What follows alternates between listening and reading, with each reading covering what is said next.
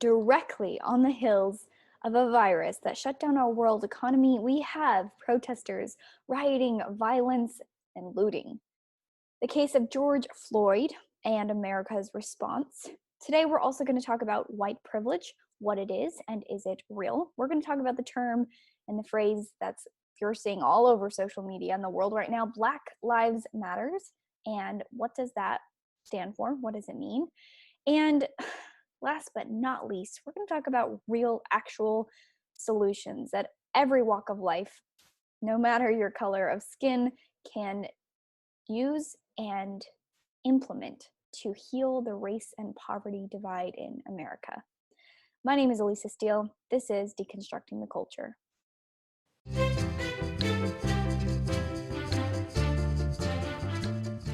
Last week, you'll notice I took a break for Memorial Day and spent it with my husband. I did not anticipate coming back to such a world in chaos and division. So let's just go ahead and dive right in.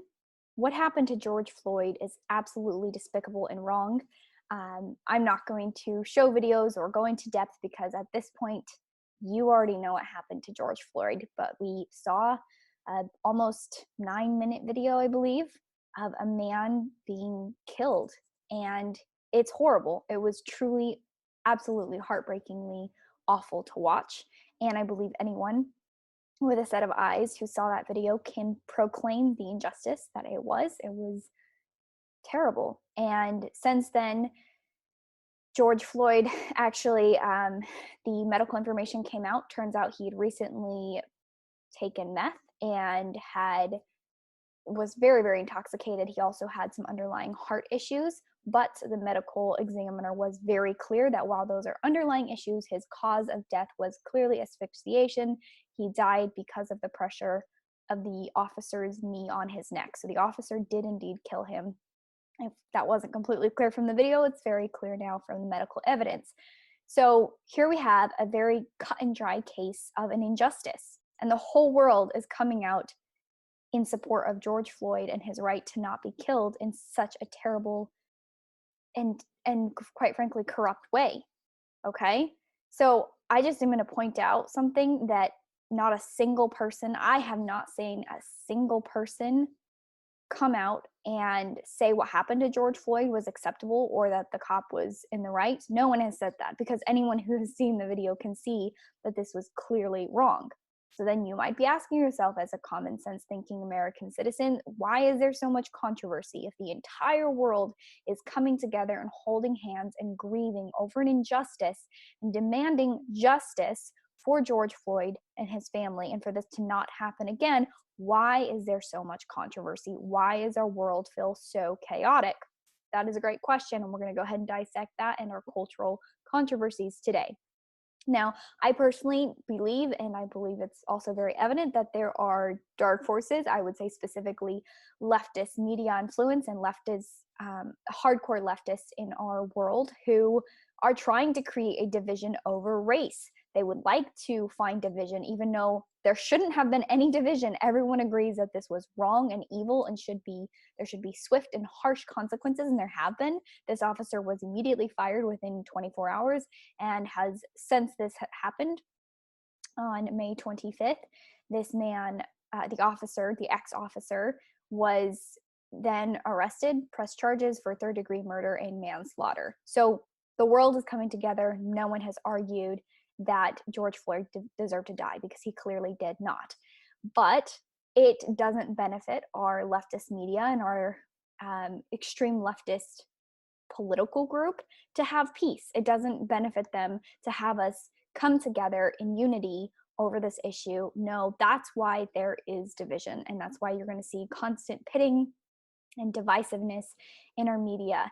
But I'm just going to ask you right now not to buy into that divisive lie. I don't care what color your skin is. I don't think anyone else cares what color your skin is. We all agree that this is wrong and shouldn't have happened and should never happen again. The truth is that I'm not saying anybody other than a few crazy radicals on Twitter, which quite frankly a lot of those accounts I believe could be run by some of the same groups or people, but other than your extremists on Twitter here and there or whatever, nobody's arguing that Black lives don't matter. Black lives absolutely do matter. So do Asian lives and white lives and Hispanic lives.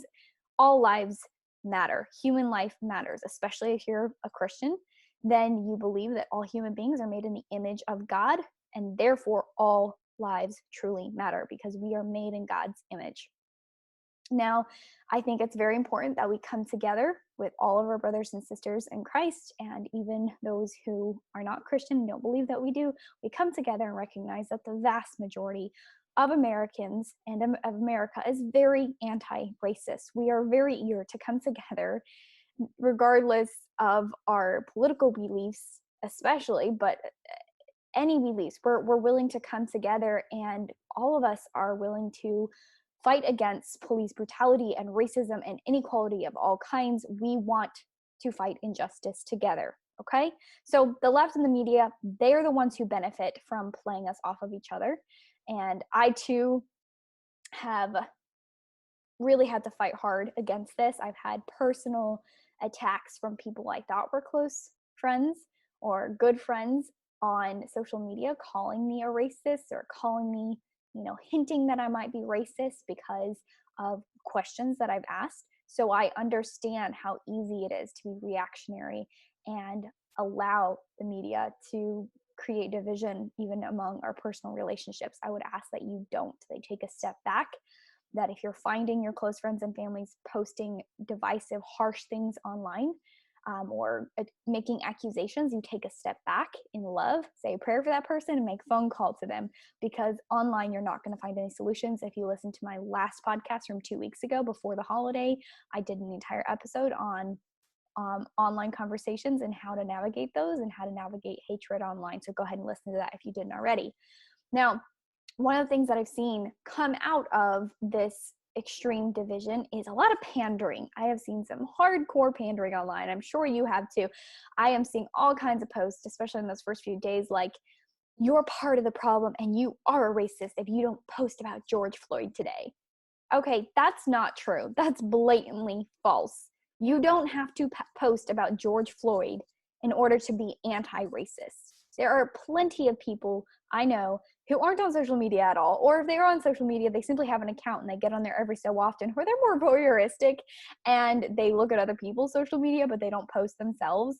Are you telling, it's literally these accusations that are so extreme, like you have to comment on this, or you have to post on this, and you have to apologize for your whiteness, or else you are a racist. You are part of the problem. I'm going to tell you right now, take a step back. Anytime you come out with a virtue signaling post and pandering post saying, unless you apologize for your whiteness or post about this issue right here because I demand it, then you are the problem. You are part of the problem. You are a racist. No, slow down. You're just virtue signaling.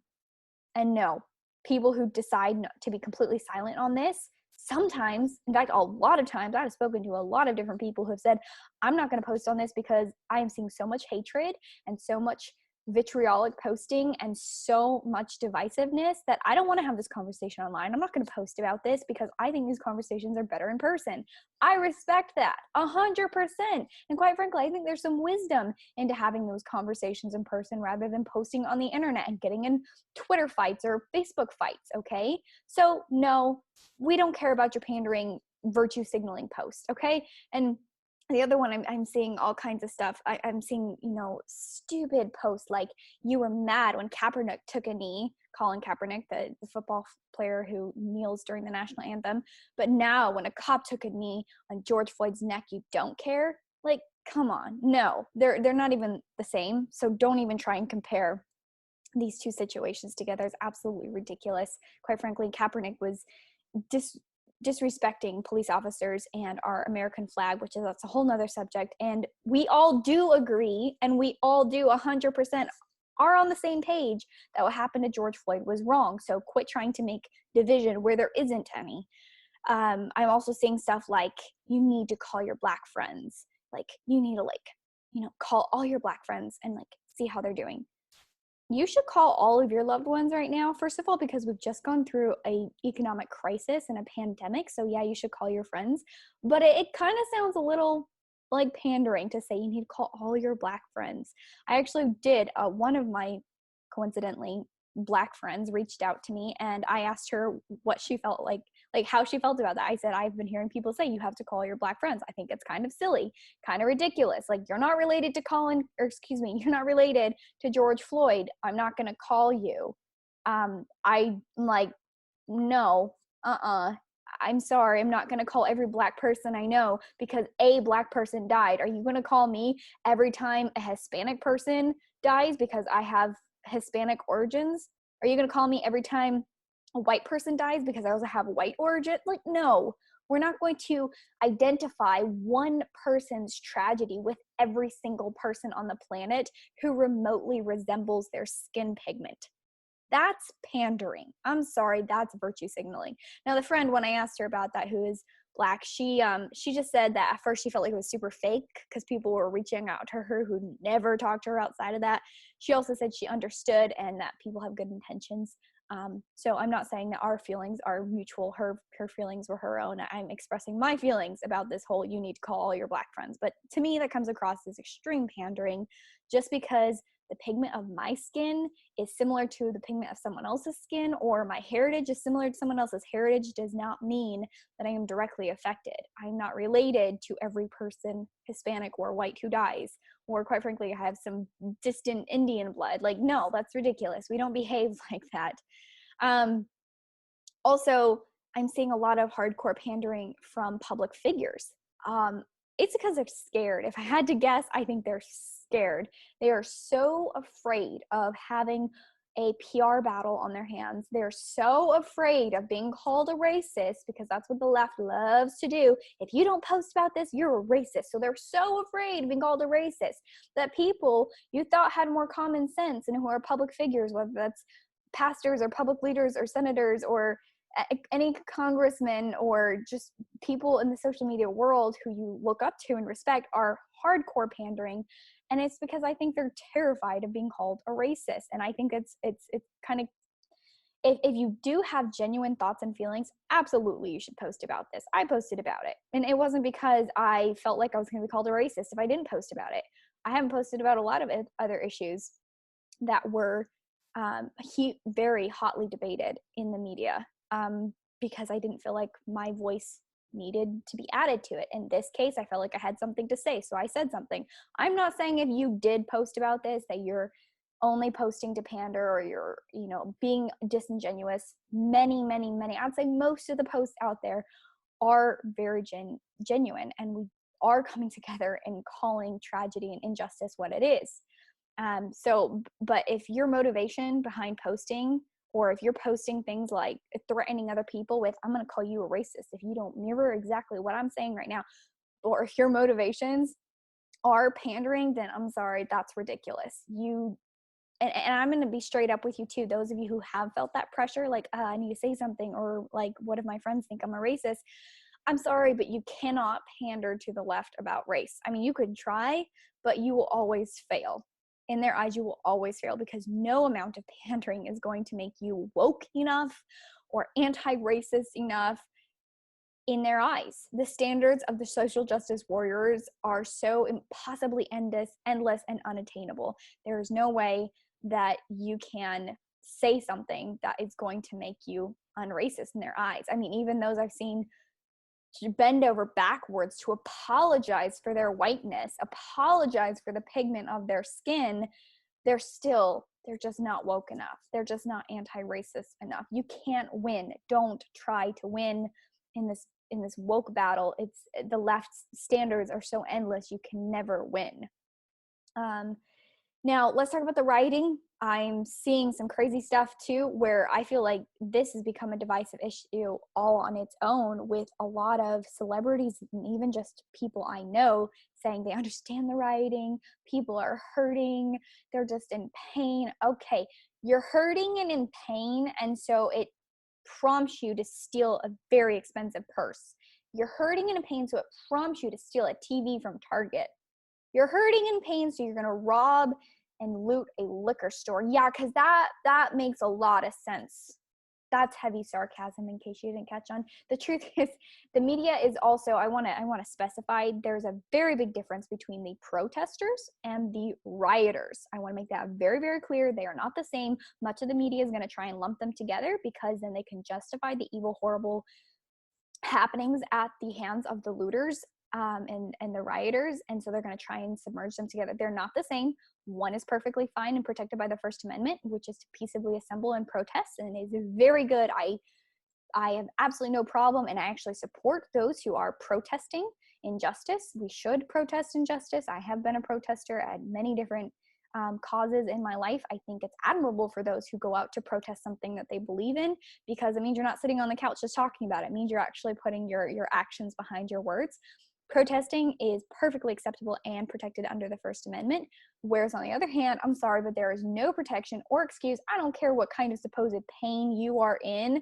There is no protection or excuse for theft and violence and destroying public and private property, destroying people's lives and livelihoods. I have no sympathy for those looters and rioters' supposed pain. And I'm seeing people on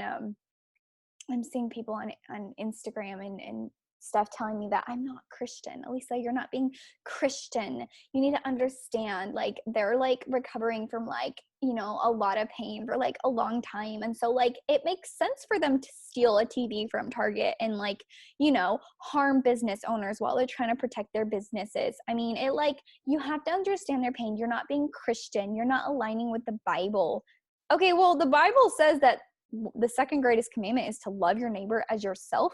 And I'm sorry, but theft and stealing and destruction are not loving your neighbor as yourself. And the Bible also says, thou shalt not kill, thou shalt not murder, specification there. Thou shalt not murder, and thou shalt not steal. So, yeah, when is the last time you read your Bible? Because the Bible pretty clean cut and dry tells you that the actions of these rioters are not justified. I don't care about their supposed pain. And honestly, they don't really look like they're in pain. The gleefulness on their face is disgusting. It makes my blood boil. So no, I'm not going to apologize or back down on these disgusting morons who are rioting. The protesters, totally fine. I can support that. Rioting and looting and violence and harm, nope. They're thugs. They need to be stopped. They need to have serious prosecution against them. And I'm sorry, but their excuse of, well, George Floyd was murdered, and so like that's like way worse than like looting and rioting. I've seen that. Oh, I've seen that so much on social media. So what you're telling me is the classic two wrongs make a right. Oh wait, no, it's two wrongs don't make a right. Stop. You know what? People are dying over this. There was a black cop, police officer, line of duty, killed in these riots. So don't tell me that this is somehow healing or fixing or avenging or bringing justice to George Floyd, because it's not, okay?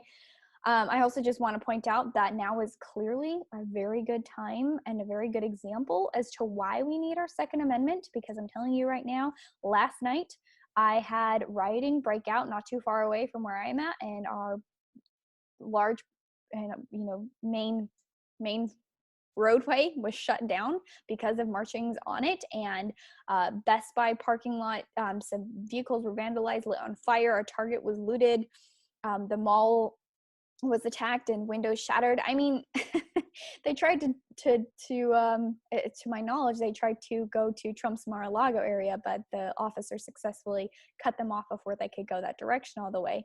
I live pretty close to West Palm Beach. So yeah, I'm just going to tell you right now, if they're protesting or they're supposedly marching and rioting and looting for justice, what justice are they looking for? Has anybody asked them that? Like, or asked themselves that, if they're agreeing that they think that it's totally fine? Have they asked themselves what justice are they looking for? Because as far as I can tell, the whole world agrees that it was a terrible injustice, and the officer is no longer an officer, has been arrested, and is being prosecuted. So what is the justice you're looking for? What do you expect him to come back to life because you stole a TV and some nice shoes and an expensive purse? What are you expecting? What kind of justice? The truth is, they're not looking for justice. They're thugs, they're criminals, they need to be hardcore prosecuted, and it needs to be absolutely shut down. And the truth is the majority of all people, Black, white, Hispanic, Chinese, a lot of people, but especially even the ethnic people living in these neighborhoods that are being looted and rioted, they're not supporting the violence happening in their communities. They don't want it to continue. It's hurting them the most. This is where they live. This is where they work. This is where they go shopping. These are their businesses. These are, in a lot of instances, minority-owned businesses. They're not supporting this. So the media is trying to tell you that everyone's on board with this in these neighborhoods, or all Black people are on board. No, sorry, that is so not true. And if we had more time, honestly, I'd show you video after video of people brokenhearted, breaking down, trying to understand why this is happening. One video in particular just completely crushes your heart. It's this woman just crying her eyes out, saying, I can't go to the Staples near me. I can't even get anywhere because the buses aren't running. I mean, this is devastating communities, and those rioters, they're not going to be around. They're not going to care. They're not going to be around to fix the community and build it back up again, especially on the edge of COVID-19. These businesses were already struggling, maybe not coming back, or have a very difficult time coming back. And you know what? Now that a lot of them can't and won't be able to come back. And no, not all of them had insurance. And no, insurance, I don't know if you've ever been a business owner or know how insurance works. My family has, my husband's family has. Insurance doesn't cover all the time everything that you think it would. So no, don't make yourself feel better with the insurance line, okay? So I'm just gonna say, like it is, looting and rioting is not a race issue. It is a heart issue. And if you're condoning this evil activity, then you need a serious heart check, okay? So also, I just want to, while I mentioned COVID over there, COVID-19, can we just notice that coronavirus is all of a sudden not in the news anymore? And where a minute ago you were a grandma killer if you wanted to open up your hair salon so that your employees could feed their kids, and you would be jailed, like the Texas hair salon owner who was jailed for opening her hair salon because her employees need to feed their children. Well, she's a grandma killer, and don't you know she's like a menace to society. But if you're looting and looting, violence, rioting, that's okay. COVID-19 doesn't affect you. You're not gonna get it. You can totally be in big spaces and not social distance and nothing. It's so convenient, don't you think? Don't you think how convenient it is? COVID-19 is no longer a thing. I'm just pointing that out. Side note. I also want to mention who is supporting this rioting. It disgusts the heck out of me, but apparently there were some Joe Biden campaign staff members donating to an organization that's helping to bail out these rioters who are being put in jail. Disgusting. Not to mention a lot of highly known celebrities coming together, speaking in support of this violence and rioting, and donating money to bail them out. So next time you're asking yourself what side benefits from all of this chaos and madness, and their neighborhoods and these celebrities and stuff, their neighborhoods aren't being attacked. They're being perfectly left alone, but they're okay with, the other neighborhoods and the other communities and places where other people live. They're okay with them being completely demolished and disrupted, and their communities being totally and completely damaged by this. No, they're fine with that. They're going to bail those people out and support it. Just think about that when the November election comes around. Who do you want to support? Just saying. All right. Now, I also want to point out that the cops are not the issue. That's another thing that's been making me really upset, and I've talked about this, is I have seen a lot of signs and posts saying prosecute the KKK killer cops, which I think is disgusting. Or Blue Lives Murder is another, little catchy thing that our disgusting horrible social media partners are using online, which I think is gross. And the thing is right now a narrative is being pushed that every single, and I've heard this from multiple people, high celebrities and everyone and their dog on social media, it feels like, but that there's this narrative being pushed that every single Black person who steps out of their house is at threat. There's a target on their back, that they're going to be targeted by police officers. That's a lie. Statistically and by actual proof, that is a lie.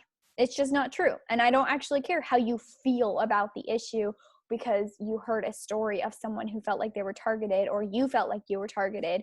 Your feelings, I'm sorry, they don't correlate with the facts. And the facts is you being targeted by police officers, if your skin color, skin pigment is darker, that you're being systematically targeted is a lie. And statistics continually show that. In fact, I just watched a video today that just was despicable.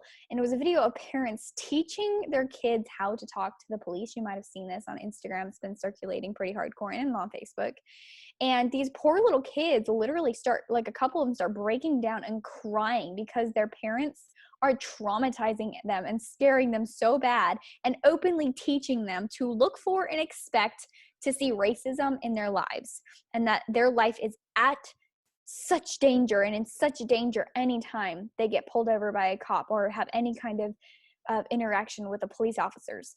And I'm just thinking to myself, aren't you teaching kids to stereotype police officers as racist? And isn't that destructive and really slanderous to all cops? Because that's not true. I had one person post, if you have two boys, one's white and one's black, and you're teaching them how to respond if you get pulled over, well, don't you think that you'd have to teach them two different things? And most people on the post, including myself, were like, no, I teach them the exact same thing. Have your hands on your steering wheel, be polite, be respectful, cooperate. And if you do feel like you're being unfairly targeted, or you feel like there's being any unfair behavior, regardless of your race, I've met jerk cops before. When I was a teenager, I wasn't exactly the most responsible driver. I've been pulled over by super jerk cops before who I felt like had little man syndrome and were just out to make your life miserable that day. But the difference between a victim mentality who is looking for racism and everything, and a hardworking, the world's equal opportunity, America is the best place in the world to live mentality is, hey, that's just maybe a crappy cop, and you should take down their badge number, their officer number, and make a complaint later, okay? But no, you should teach your boys, black or white, the exact same thing. Be respectful, do what you're asked, and just because something happens that is negative, it doesn't mean you're being unfairly targeted. Now, sometimes are there cases of cops who are racist? Yes, the same way there are also Burger King employees who are racist. There are racists in every walk of life. Racism does exist, and I'll get to that later and talk about that more. But are there some individuals who do have racist behavior, who are racist? Yes, that is true. But does that mean we should stereotype all of our police officers and make them a target, put a target on their back, and slander them as racist? No, that's destructive, counterproductive, and not true, especially because the studies over and over show, and I had the data pulled up earlier on Instagram. You can go check it out if it's still there. But over and over, the data is going to show, it doesn't matter if you're getting it from a left source or a right source, the data shows that no, Black individuals are not unfairly prosecuted or targeted by police officers as a whole. It's not a systemic issue. It's just not. And I'm sorry, you can ask people all day long when they tell you, they look you in the eyes and they say, no, you don't know what you're talking about. I am unfairly targeted. Ask them, how do you know? And they'll say some feeling. And I'm sorry, but your feelings aren't the facts. They aren't the truth. It isn't the case, because the hardcore facts over and over, the studies are done, and even by leftist sources who are looking for a systemic racist problem cannot find it. Okay? In fact, I'm going to share some statistics or some interesting information with you here in just a minute. But actually, before I continue on and we talk more about this, I'm going to actually address, is racism real? But if you'll take a moment to subscribe, leave a review, especially if you're on iTunes. I don't actually care what you write on iTunes. Just write something. You can write a recipe that you love. You can write about what you did that day. I don't really care what you write. You don't have to write something nice if you don't want to. But leave a 5-star review. That would be extremely meaningful on iTunes. If you are on YouTube, you're going to go ahead and subscribe and then hit the notification button, because subscriptions are a dime a dozen nowadays. If you actually want to see my content when it comes out and when it's newly released, you're going to hit that notification bell. All right.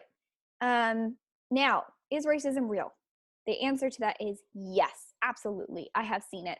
I didn't actually, to be totally straightforward with you, I did not know that racism was a real thing for quite some time until I was in the older part of my teenage years.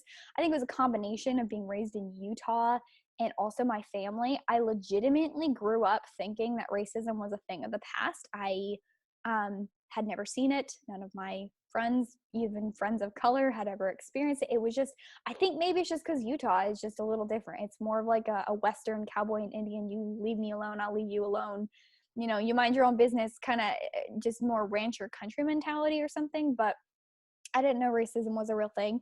Then I started to travel as a young person, and I realized that in certain parts of our country, it definitely is a problem. And there are some cities and some individuals that, yes, do struggle with it much more than other places. So, yes, racism does exist. Now, is it systematic in our world? Or excuse me, not in our world, I'm speaking about our country. In our country, is it systematic?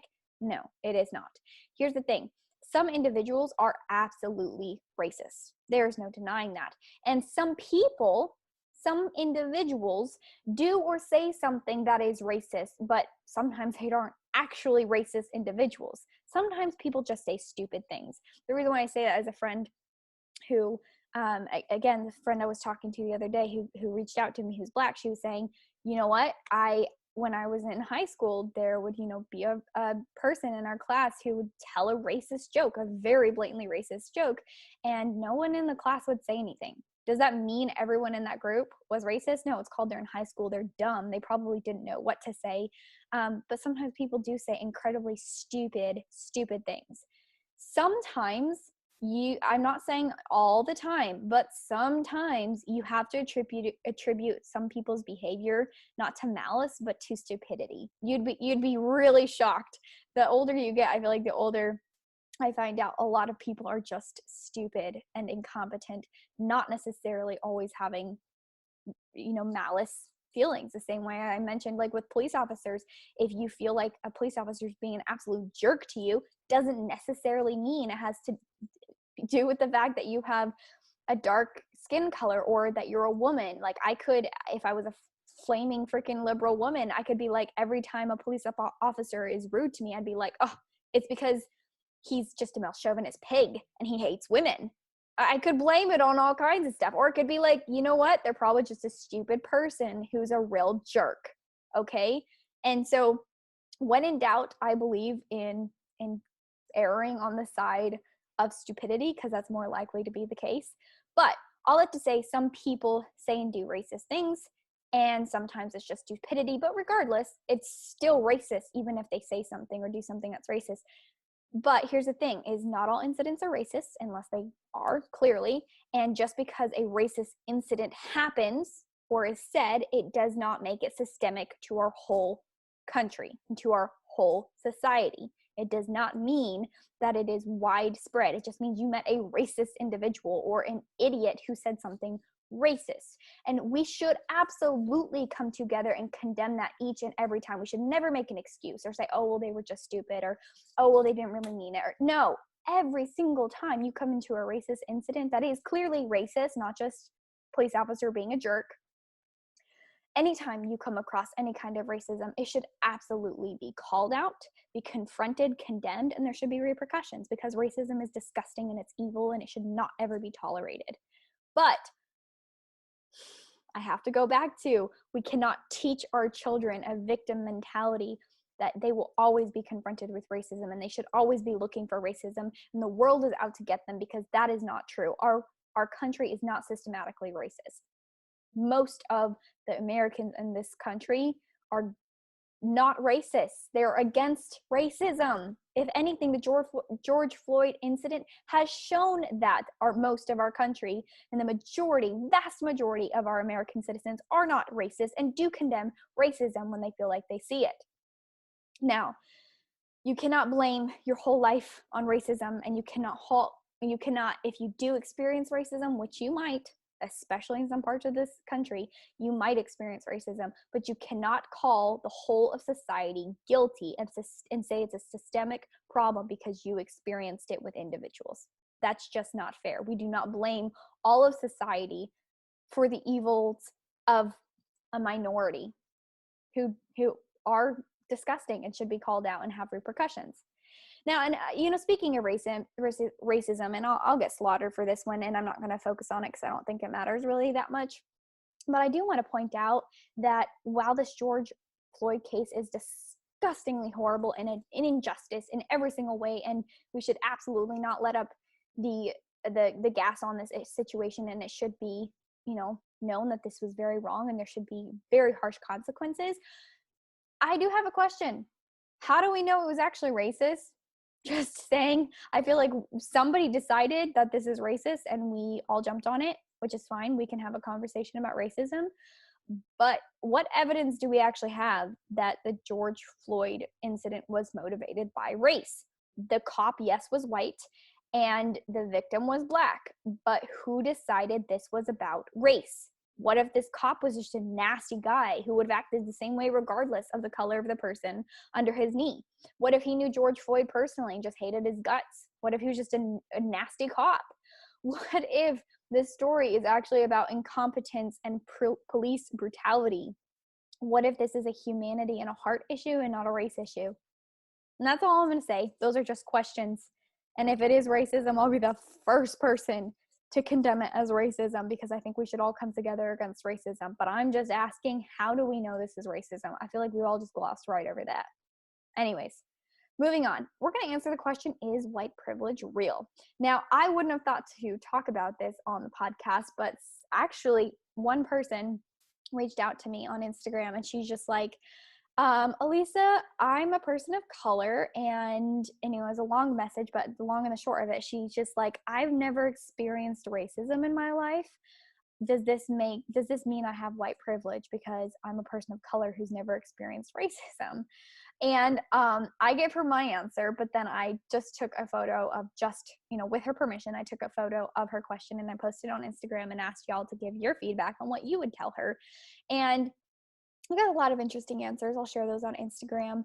But here's the thing. I don't believe in white privilege. I'm just going to say that again. I know I'm going to get hatred for this. I don't believe in white privilege. I don't think it's a thing. I don't think it exists. And there's no actual, and let's just not talk about my feelings, because I don't believe in just feelings. I feel like white privilege doesn't exist, but many people do feel like white privilege exists. Let's talk about statistics then and actual facts. There are no facts. There are no actual studies or facts that show white privilege is a systematic problem. Now, here, let me clarify. I do believe in privilege. You are freaking the most privileged person on planet Earth if you are born or live in America. That I believe in American privilege. I know straight out the door that anybody born or living in America today, as you know, I wasn't born here, but living in America today, you won the freaking lottery ticket to be living in America. That is American privilege. The fact that you have freedoms the rest of the world can only dream about. American privilege is real. There are a lot of other privileges too. If you have two parents who stayed together and never got divorced, my husband is a product of two parents, one mom, one dad, got married, had him, stay together, they're together today. That's privilege. That is privilege. I'll talk more about what that means if you don't have that privilege. You're privileged if you have two parents who stay together. You're privileged if you have entrepreneur parents who taught you work ethic. There's all kinds of privileges. Everybody has privileges. Everybody has privileges, even if you're the poorest of the poor. Because quite frankly, at one point, my mom's story and her living as a single mom with two babies and very, very little support, escaping polygamy. But her being in America and being an American citizen was a privilege that the rest of the world would have killed for. Everybody has privilege, and I do believe privilege is a thing, but is there such a thing as white privilege? A privilege just magically bestowed upon you because of the color and the pigment of your skin? No. It's just not the case, and there are no studies or facts to back it up. So anybody, white or black, who tries to white shame you and tell you have white privilege, just admit, okay, how do you know? Tell me your facts. Tell me your sources. No, it's ridiculous. In fact, if anything, there might be a lean the other direction, and the other direction meaning there are stats, and I wrote them down here. Gosh, I lost them. But basically, let's just talk about affirmative action. The fact is blacks going to school because of affirmative action, if a Black kid has a GPA of X and a white kid has the same GPA of X, the Black kid is going to have a much better chance and likelihood of getting into school than the white kid because of affirmative action. So if anything, there's Black privilege, okay? And you know what? It goes against right now Asians. I remember when the news broke a few years ago that Harvard was actively, I would call it racist. They were denying Asian students, even though they had higher ratings or a higher GPA and higher entrance exam level or scores, and they were not allowing these Chinese students because they had in their mind too many Chinese students and they didn't have enough Black students and other ethnicities. So they started denying Chinese students. That's wrong. That's racism. So don't tell me about white privilege, not especially with affirmative action. You have American privilege. Be blessed because you have that. Celebrate that, okay? But before we actually move on and talk about the solutions to how to address this situation and how to address the gap, the poverty and maybe race gap that we do see. Before we talk about that, I want to talk about the phrase Black Lives Matter. This is something that you're going to see everywhere, and a lot of different people you did not expect to use it, using it. And a lot of people have asked me, why don't you use Black Lives Matter? And I've actually said a few times, I don't believe in using the phrase Black Lives Matter. I believe saying all lives matter is much more accurate, especially as a Christian. We're all made in the image of God. Of course, all lives matter. It makes sense. Now, here's the thing with Black Lives Matter. At face value, just looking at it with no underlying messaging, Black Lives Matter makes sense. Of course, Black Lives Matter. White lives matter. Chinese lives. Of course, Black Lives Matter. I believe that. You believe that. Unless you're a racist scum, then you shouldn't really be here. But anybody who has any kind of moral decency believes Black Lives Matter. We can agree on that. The reason why I don't use the phrase Black Lives Matter is because there are now negative, I would call them negative connotations and underlying messages attached to that. Because Black Lives Matter became an organization, they have corrupted a, on face value, fully legitimate phrase. They have corrupted it, turned it into an organization name that supports things that I definitely, and probably you, definitely do not support. And so to better explain, I'm going to read. I just went to the Black Lives Matter website, blacklivesmatter.com. You can go to it, blacklivesmatter.com. If you want to look at specifically the page I'm reading from, it's /what we believe. And essentially some of the rhetoric that they have here, I'm not going to read all of it because it's long, is, quote, we disrupt the Western prescribed nuclear family structure requirement by supporting each other as extended families and villages that collectively care for another, especially your children, to the degree mothers, parents, and children are comfortable. Pause right there. I'm not okay with disrupting the Western prescribed nuclear family structure. I support that structure. I'll talk more about that later. They continue. We foster a queer affirming network. When we gather, we do so with the intention of freeing ourselves from the tight grip of heteronormative thinking, or rather the belief that all the world is heterosexual unless he, she disclose otherwise. No, I'm sorry. God made men and women. I am not about disrupting and fostering a queer affirming network that just assumes that everybody is gender fluid and has, no, I'm sorry, not on board with that. They continue. We make space for transgender brothers and sisters to participate and lead. We are self-reflexive and do the work required to dismantle cisgender privilege and uplift Black trans folk, especially trans women, who continually to be disproportionately impacted by trans antagonistic violence. No, that's why. And if, in case you were wondering and you want to call me racist because I don't believe in using the slogan Black Lives Matter, it's because I don't believe in this crap. I believe in the nuclear family. I believe that God made men and women and that he made us in his image. I believe that he made us that he created and designed marriage very clearly. It says in the Bible, between one man and one woman. So no, I'm not going to use the phrase Black Lives Matter because there's no way in heck that every time I use that I can specify, but I mean this at face value only. I don't support the Black Lives Matter movement. I don't support everything that they support. Okay? So there you go, clarity. That's why I don't use Black Lives Matter. And yes, I will say all lives matter because actually that aligns with my beliefs. And you know what? You're kind of a despicable human being if you don't believe all lives matter. Now, I have had someone, just to clarify, someone say, hey, Elisa, people are saying Black Lives Matter the same way you would say cop lives matter.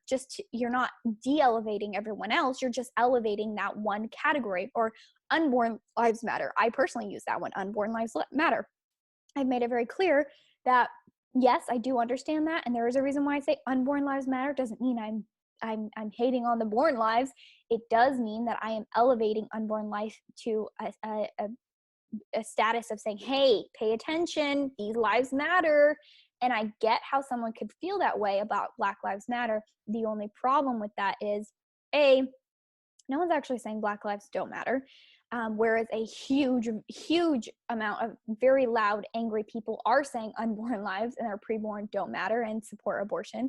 But let's just set that aside for a second. Again, it goes back to, I don't use Black Lives Matter because how am I going to distinguish and tell my audience and tell the rest of the world, by the way, I'm not supporting this organization, Black Lives Matter. I do not support everything that they stand for. So yes, of course, I support protecting every color of the rainbow, skins, lives matter. Of course, that's why I will say all lives matter. All right, now let's talk about solutions. I know this podcast is going to go way longer than usually. I'm already over time and I'm going to continue. So, helping poor communities. How do we help the poor communities who a lot of times are ethnic? All right. Now, it's very, very simple, and I don't care what color your skin is. This can help all poor communities and makes a huge difference, and is many times the defining reason, or I would say almost every time, the defining reason why someone is successful or not successful in large in communities of people. And here's what you need to teach every single young person in America. It goes like this: don't have sex before marriage, because then you're not going to have babies before marriage. And you're not going to be aborting your children. So don't have sex before marriage. Finish your high school education. Get married and stay married. That's important. Get a job and keep your job. Just do that. Just do that. And it doesn't matter what your skin color is. You will prosper and succeed eventually and do much better. And whole communities will do much better and succeed if they follow those. It's very simple. Don't have sex before marriage. Finish your high school education, get married and stay married, get a job and keep it. It's very simple. You want to see the disparages in races go away because yes, the Black population does struggle with poverty much more than the white population. But you want to know why? It has everything to do with single motherhood. It truly does. The fact is 20% today, which these are high numbers, 20% of white children are born out of wedlock. 75% of Black children are born out of wedlock. That's horrifying, 75%. And then you're asking yourself why the Black community is struggling so much with poverty. It's because 75% of their children are being born out of wedlock. If we follow those basic rules, and I'm not saying white people are doing great either, 20% is freaking high, but you need to don't have sex before marriage, finish your high school education, get married, stay married, get a job, and keep it. The truth is it's not just me saying this. You can be like, oh my goodness, Elisa, you're so freaking racist. I cannot believe you just said that. No, Obama said that. Obama said that. And Obama proclaimed this, okay? In fact, if you want to see the disparages between races go away, you need to just get fathers back into the home. It's a lack of fathers. I would say godly fathers as a Christian, but it's a lack of fathers in the home that's making a huge impact on impoverished communities in the Black community. Obama cited these stats showing that, and the stats are there, you can look them up. A kid without a father is 5 times more likely to be poor and commit crimes. They're 9 times more likely to drop out of school, and they're 20 times more likely to go to jail. So you are far more likely to go to jail because of not having a father in your home than by being targeted by a cop. So don't tell me about systematic racism in cops. No, let's talk about the systematic lack of fathers in Black communities and in the home. Let's talk about and address that, and I can guarantee you the studies, the stats, the facts, and the truth are there. That will fix our race gaps or our race disparages. And a lot of that has to do with the fact that We need to reverse the welfare state.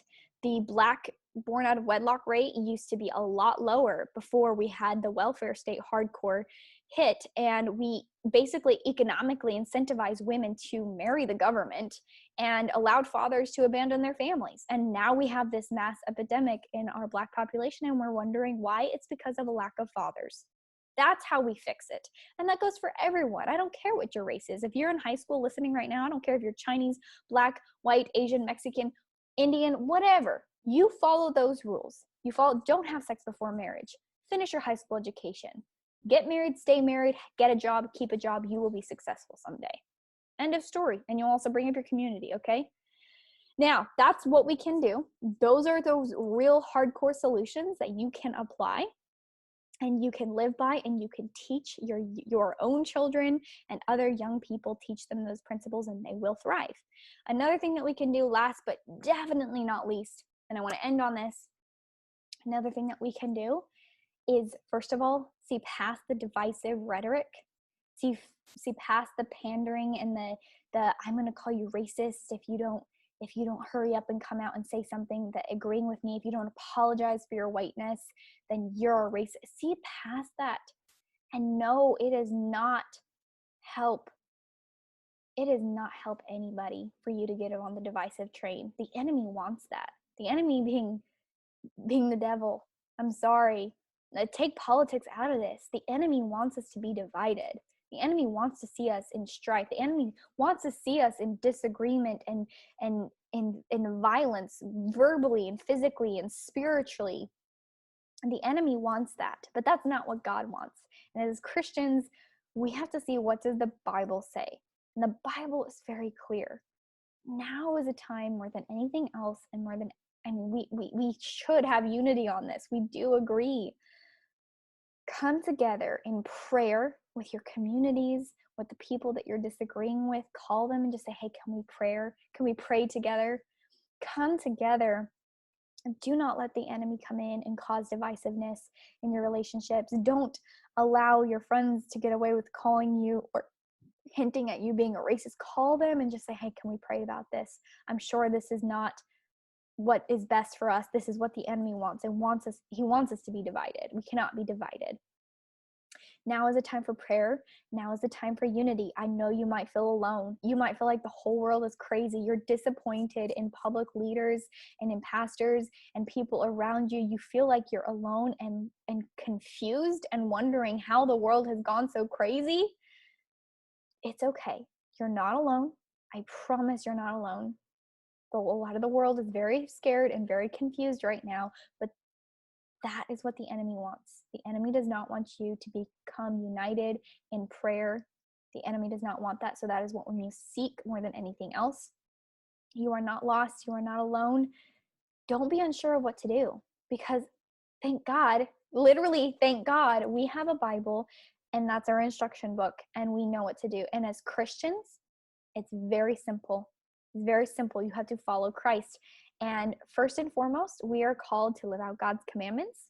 And God's two biggest commandments are two things: to love God with all of your heart, soul, mind, and strength. And second is to love our neighbor as ourselves. So if you can just wipe away all the madness, wipe away all the instructions from every Instagram influencer on the online telling you this is what you need to do X, Y, and Z in order to be anti-racist or to fix this, or you're part of the problem if you don't do X. No, you don't need to listen to that. That's chaotic. That's division. That's what the enemy wants. What you need to do is focus on God's commandments, on following Jesus, picking up your cross and following him in love and unity and prayer. Love God with all of your heart, soul, mind, and strength, and love your neighbor as yourself. And just do those two things. It's simple.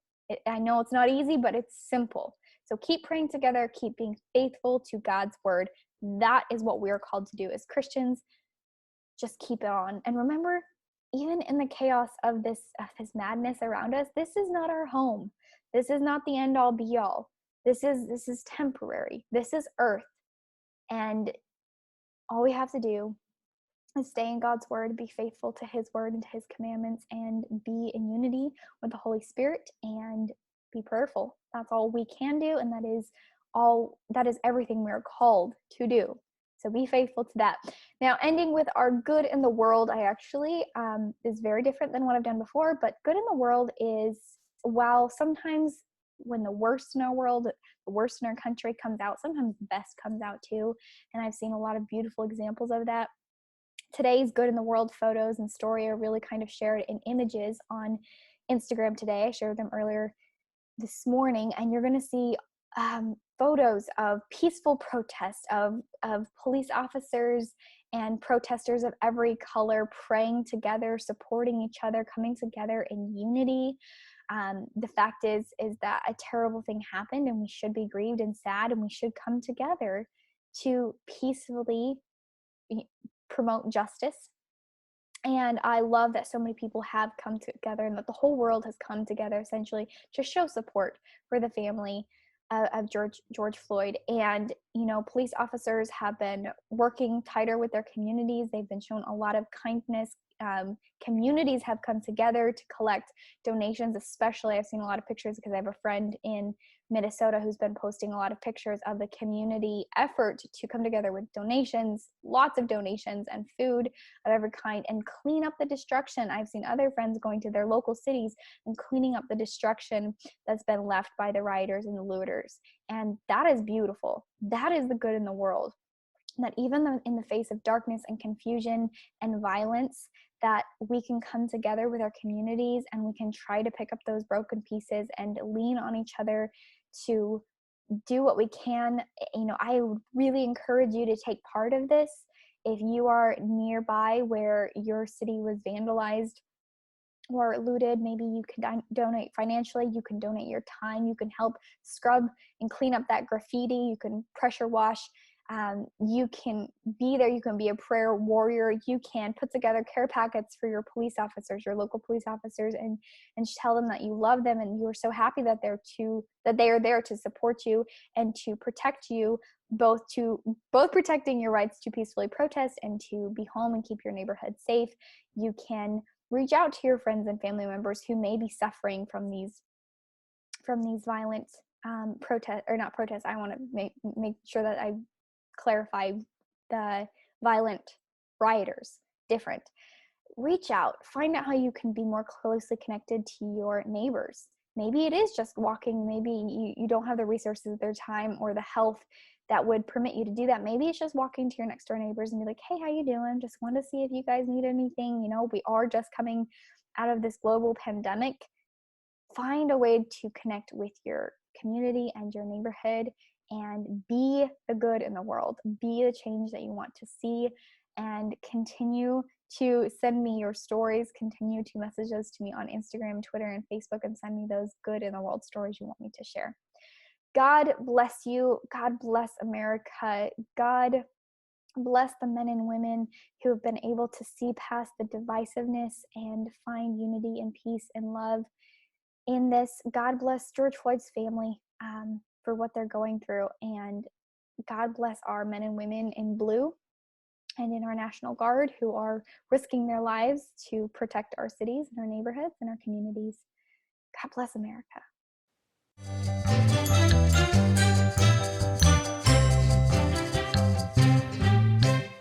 Hey, thank you so much for listening to and supporting this podcast, whether you're watching on YouTube or listening on a podcast platform. It really means a lot. I appreciate you being a supporter. Go ahead, and if you don't already, follow me on Twitter at conservebabes, or look up my name, Elisa Steele, and you'll find me. Go ahead and follow me on Instagram, on Facebook, wherever you are. On Facebook, you're going to see a ton more news articles and news commentary. On Instagram, it's going to be more of a community dialogue. On Twitter, it's going to be a lot of snappy one-liners and interesting insights and links shared. So you're definitely going to want to follow me on all those platforms. Again, if you watch on YouTube, go subscribe on an iTunes platform or Google's Play Music, wherever you listen. And if you are the reverse and you actually listen regularly on iTunes, go ahead and hop over to YouTube and subscribe there.